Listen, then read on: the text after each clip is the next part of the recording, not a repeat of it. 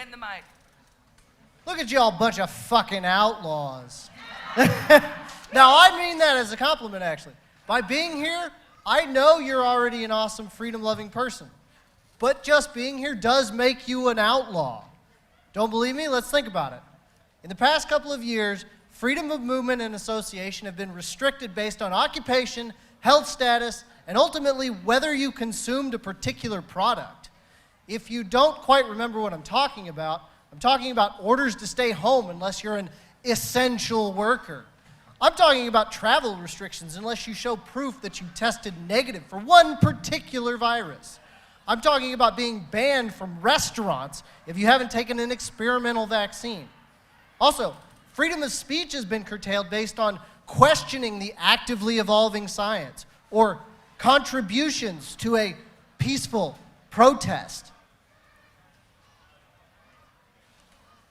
Again, if you don't remember what I'm talking about social media bans for questioning the science. You know, settled things like COVID-19 definitely didn't come from a lab, and lockdowns will totally eliminate all transmission with zero negative side effects.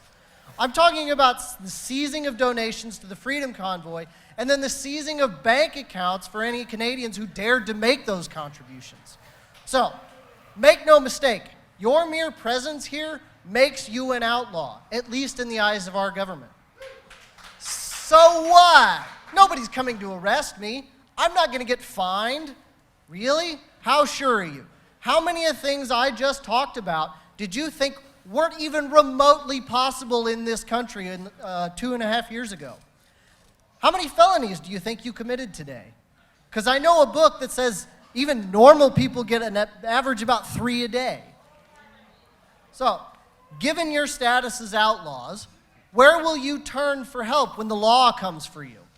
How will you make money? Where will you buy your food? With whom will you invest for the future?